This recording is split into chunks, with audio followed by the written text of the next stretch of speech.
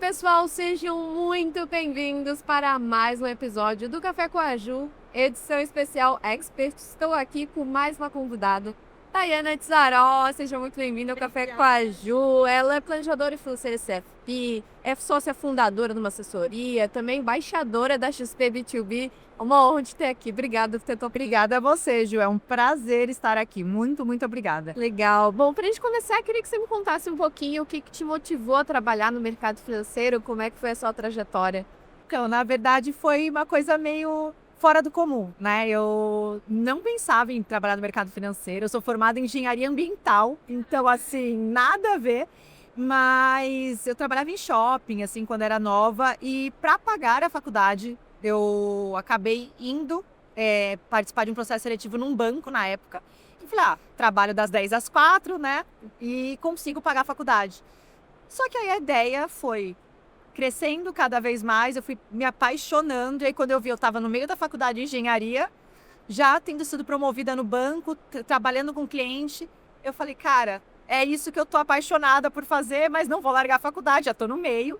E foi um pouco disso, assim, é uma coisa que eu já faço hoje há 15 anos. Então eu tô no mercado financeiro há 15 anos e é algo que eu amo mas era totalmente inesperado. Nunca tinha sido um sonho, passou a ser quando eu comecei a estar dentro desse universo. Legal. O mercado financeiro te escolheu, então não foi você necessariamente que escolheu o mercado financeiro. Mas agora eu escolho sempre. Agora você escolhe sempre. Legal. E você fundou uma assessoria de investimentos também, né? Como é que foi esse processo, assim, de você começar a empreender? O que virou as... Na verdade, assim, eu já tinha uma vontade muito grande de empreender, de montar o meu negócio, de ter uma empresa que fosse muito de encontro aos meus valores, aquilo que eu acredito, e junto de pessoas que têm também, né, as mesmas ideias. E eu fiquei praticamente no meu período inteiro de mercado financeiro em banco. Sim. E quando deu mais ou menos 1 ano e meio atrás, então até recente, eu tive um convite dos meus atuais sócios para a gente fazer esse movimento. E a gente começou a estruturar, desenhar, e eu falei, cara, tá na hora assim, de eu fazer esse movimento. Porque talvez mais para frente, com um pouco mais de idade, tendo filho, como eu ainda não tenho, um movimento como esse de sair do CLT para empreender, por mais que tenha muita gente que faça, eu acho incrível, mas não é algo fácil, né? Sim. Então eu falei, talvez o medo venha ainda maior, então, cara, é agora. E assim, foi uma das melhores decisões que eu tomei. Empreender no Brasil, a gente sabe que é desafiador, Sim. mas é algo assim que quando você vê aquilo tomando forma, crescendo, e o principal, né, você conseguindo de fato levar o que você acredita para o seu cliente, transformar a vida dele, isso é o que faz de fato o brilho no olhar, assim. Então isso para mim não tem preço. Legal, legal. Não, e é justamente o que você falou, né? Acho que a gente, como mulheres, tem também essa dúvida, né? De, nossa, empreender talvez é mais seguro antes da gente, né, ter filhos, porque depois é uma responsabilidade a mais, né? E você, às vezes, faz essa movimentação, às vezes acaba sendo bem arriscado, né? Mas que bom, acho legal. O que você acredita que ainda é tabu hoje no Brasil em relação a investimentos? Eu acho que tem alguns, né? Eu acho que assim, a gente vem numa geração que cada vez mais as pessoas querem as coisas para ontem. Então a gente entra num conflito primeiro que tem aquelas crenças de que para investir precisa ter muito dinheiro. Sim. Então quem não tem muito usa muitas vezes isso de muleta para não se organizar e não começar, né? E em contrapartida, a gente tem essa questão hoje de internet, de muita gente levar coisas muito boas, mas infelizmente a gente tem o outro lado também. E aí as pessoas em busca de dinheiro rápido, fácil, por algumas promessas que se escuta, acabam caindo em muitos golpes. Então acho que assim, a gente tem duas vertentes totalmente opostas. Uma das pessoas que poderiam investir, mas acham que não é para elas. Sim. E que poderia, porque a gente tem investimentos hoje que você faz com menos de R$10. Isso é uma questão de constância, organização e aproveitar os juros compostos. E a gente tem a outra vertente também de as pessoas que estão em busca de dinheiro rápido e aí, muitas vezes, por falta de conhecimento, falta de educação financeira, acaba caindo aí em algumas ciladas que a gente sabe que prejudica ainda mais a vida financeira da pessoa que muitas vezes já não está boa, né? Então, eu acho que isso muito é reflexo de uma falta de educação financeira que a gente tem de base, mas que hoje, pela parte boa da internet, muita gente pode começar a ter acesso que talvez antes não teria. Perfeito. E hoje você tem uma página também que só cresce, né, no Instagram. Como é que você enxerga o papel das redes sociais, principalmente as suas, assim, o seu trabalho de comunicadora também, na democratização desse conhecimento de finanças? Ju, eu acho que a gente, como influenciador, eu acho, e você está fazendo isso de uma forma incrível também, já te falei que eu acompanho muito. A gente tem uma responsabilidade muito grande. Eu acho que assim, o próprio nome, a parte de ser influenciador, as pessoas acham que é uma questão de vou influenciar e fazer post de blogueira, e que tá tudo bem. Mas a gente tem uma responsabilidade muito grande com as pessoas que nos acompanham, porque quem nos seguem por algo. Então, eu acho que o nosso dever, ainda mais com o alcance das redes hoje, é fazer isso de uma forma muito responsável e facilitar coisas complexas de um formato simples, para que de fato as pessoas consigam entender o que é possível, o que não é, como fazer. Então, acho que a gente tem um papel primordial. E eu quero que esse mercado cresça cada vez mais para que a gente possa levar ainda mais transformação para as pessoas. Porque mais pessoas transformadas de fato, a gente ir em caminho de um mundo muito melhor. Perfeito. E justamente essa questão do que você falou, né, de ter uma linguagem acessível para as pessoas, né? Porque eu sinto que isso melhorou muito no mercado financeiro, né? Era uma coisa muito elitizada, né? Justamente essa visão de que investimentos era só para pessoas que têm muito dinheiro, e era justamente essa linguagem um pouco mais difícil de compreender. As pessoas não se sentiam talvez acolhidas nesse universo para realmente mudar de vida, né? E você faz isso perfeitamente também nas redes sociais, de comunicar de uma forma simples, né? É isso mesmo, eu acho muito que essa questão de siglas, né? Tem muito jargão. Então, assim, você começa a falar, nossa, o que é isso? E aí a pessoa às vezes até quer entender sobre, mas como vê muito jargão, fala, meu, isso não é pra mim, é complexo. E quando você pega essa coisa mais difícil e transforma ela em simples, cara, você vê que não é tão complexo assim, mas que às vezes a gente começa a querer complicar demais algo que poderia ser mais básico. Exato, e justamente isso. Tem o básico que vem às vezes até antes da pessoa até investir, né? Justamente a organização financeira, que eu diria que é talvez o primeiro passo que muitos brasileiros não conseguiram nem tomar ainda, e às vezes já ficam na ansiedade de começar a investir logo, né? Às vezes tem que ter toda uma organização, ter ali o valorzinho ali separado, sobrando para justamente aplicar nos investimentos. Mas eu queria também te perguntar, o que você considera que são os maiores erros que você vê, às vezes até na sua assessoria, ou que você já viu ao longo da sua carreira, que os investidores iniciantes mais cometem? Eu acho que a primeira coisa é acreditar que tem um investimento milagroso. É a primeira coisa que eu escuto, assim, muitas vezes, e até quando eu abro caixinha de pergunta, qual o melhor investimento? Eu acho que, assim, isso...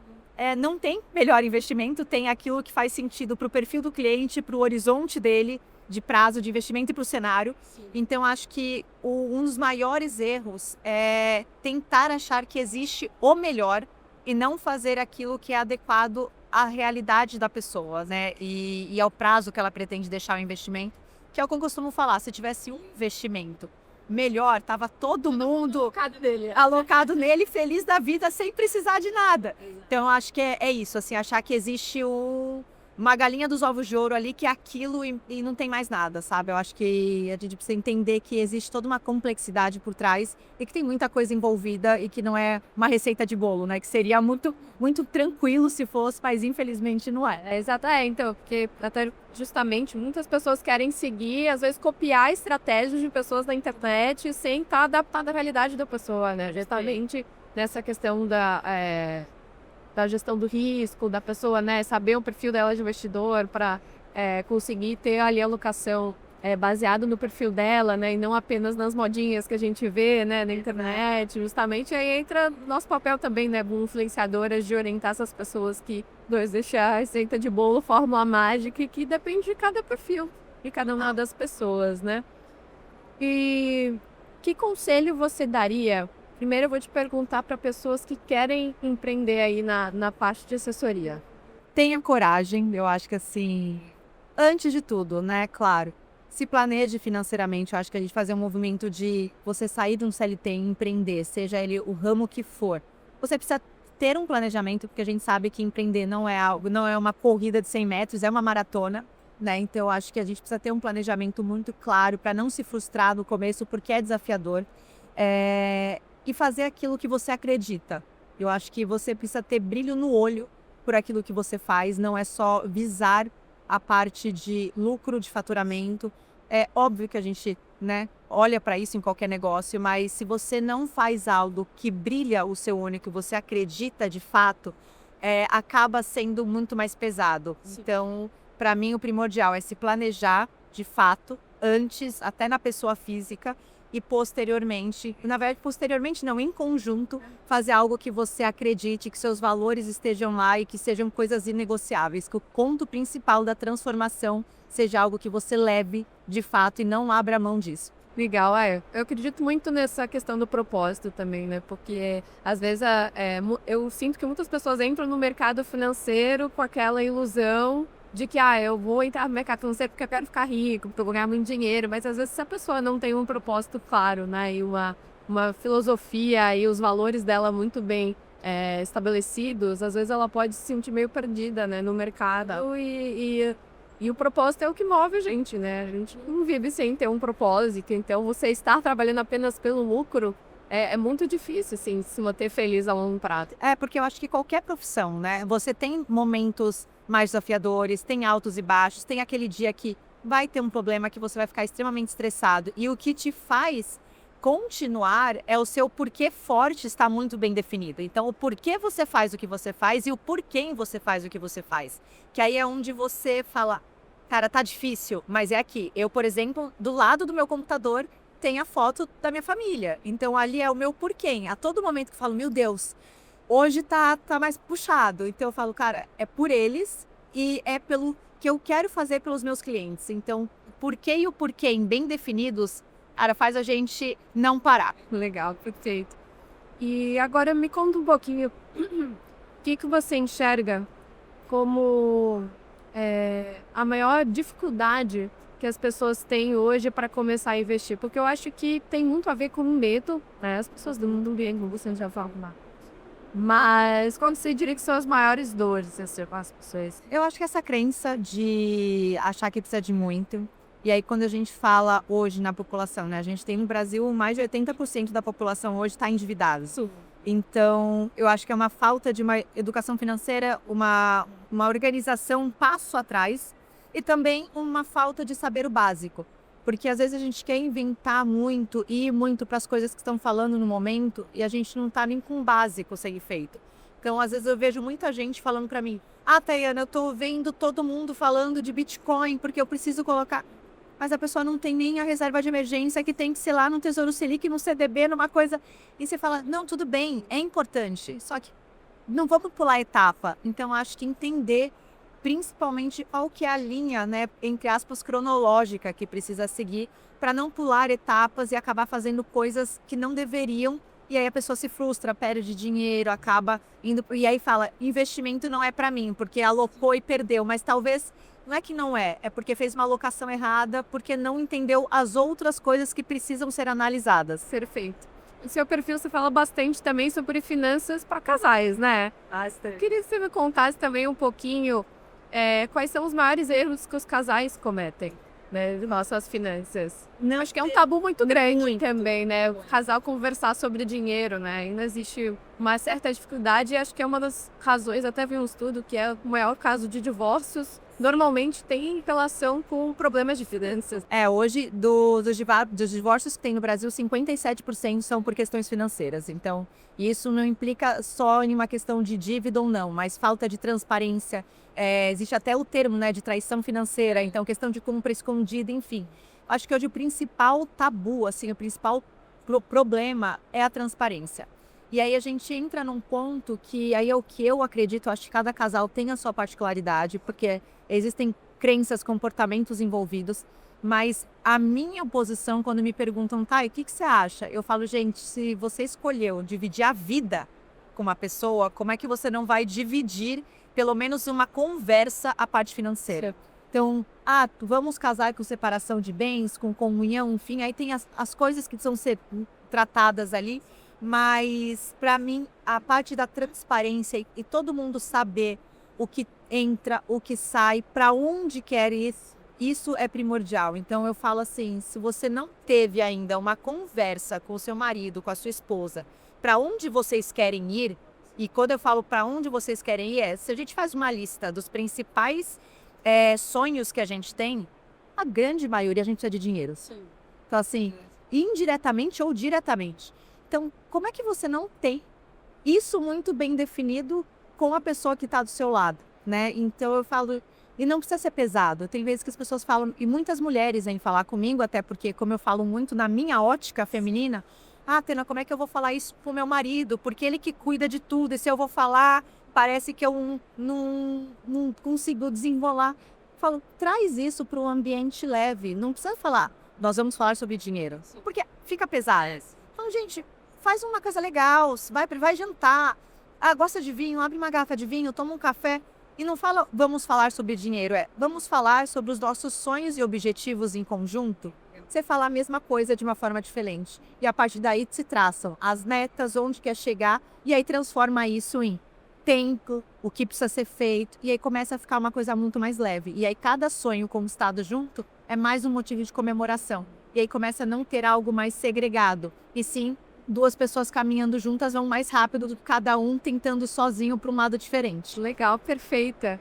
E me conta um pouquinho também, como é que tá sendo essa sua experiência de embaixadora B2B da XP? Como é que foi esse processo? Como é que tá sendo? Eu tô vendo que a gente tá aqui na Arte, tá uma correria, ela parou aqui pra vir gravar comigo, mas ela tá super atarefada, 1000 gravações. Não, a gente tá assim, foi um presente. Começou com um projeto, né? A XP ela fez um projeto ano passado na Expert, onde o pessoal de marketing do B2B fez um projeto de ter os embaixadores da Expert. Então, um grupo de pessoas que fazem parte do B2B, que conseguem estar de fato em loco nas operações no dia a dia, para mostrar um pouco mais da feira. E eles me convidaram, até porque eu já vinha trabalhando no digital e tendo uma operação de assessoria, me fizeram o convite, eu vim, e cara, foi incrível. E depois passou a Expert e tudo mais, a gente estava mais ou menos em 20 e poucos embaixadores. Quando foi o começo do ano, eles fizeram um convite para outras 6 pessoas, né? Quer dizer, para 6 pessoas, pedindo para nós ampliarmos esse projeto da Expert para um projeto um pouco mais intimista, mas que a gente conseguisse levar de fato o que a XP, o que o B2B quer levar para os clientes e para a rede. Então, hoje nós estamos, né, já teve algumas atualizações, nós somos 8 embaixadores do B2B mesmo, onde a ideia é levar para a assessoria e para os clientes o que é esse universo, né, e conseguir levar ainda mais adiante a marca.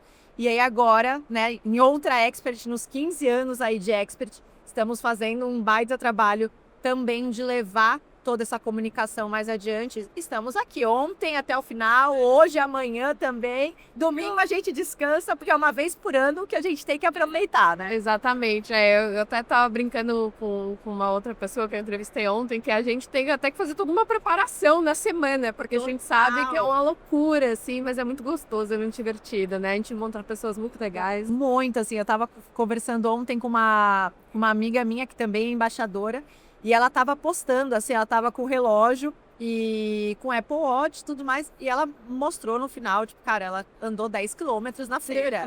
E assim, eu falei, eu andei praticamente o que você andou, que eu tô sem marcador. Mas assim, pra gente ver o quanto que isso aqui é grande, mas o quanto tem coisas pra gente mostrar e tudo mais. Então, tem sido um prazer e que isso cresça cada vez mais, que tenham cada vez mais embaixadores. Legal, Thay. E se pudesse dar um conselho para sua eu do passado, que conselho você dá? Estude muito, mas principalmente saiba o que você pode fazer pelo outro. Eu acho que assim, hoje nada é mais rico do que as relações. A gente está num momento de inteligência artificial, de tecnologia, mas no final de tudo, clientes são pessoas, as empresas são formadas por pessoas, então, né, temos aquela frase famosa, se você não conhece de pessoas, você não entende de negócios. Então, eu acho que às vezes a gente se foca muito em estudos técnicos e deixa de ter o estudo, de fato, e o desenvolvimento dessas relações e ouvir o outro genuinamente. Então, acho que o quanto antes você souber fazer relacionamentos e, de fato, se preocupar genuinamente com o outro, acho que isso é algo que ninguém tira de você e pode transformar a sua vida e a vida do outro sem a gente nem imaginar o quanto. Legal, muito bom. Pra gente encerrando o nosso papo da Expert, ele é mais curtinho, né? Pra dar tempo da gente gravar tudo. Mas tá sendo super legal a nossa conversa. Obrigada aí por toda a conversa. Mas me indica um livro, filme ou série. Eu dou 3 opções, porque eu sei que é difícil puxar de cabeça. Olha, eu teria um de cada, mas eu vou trazer, eu acho que um que transformou muito a minha vida, assim, e foge um pouco do padrão. Gente, teria vários, inclusive da área financeira, mas tem um que para mim me transformou, que foi A Coragem de Ser Imperfeito, da Brené Brown. Ele fala muito sobre vulnerabilidade e sobre o quanto a gente mostrar e aceitar as nossas vulnerabilidades nos faz crescer.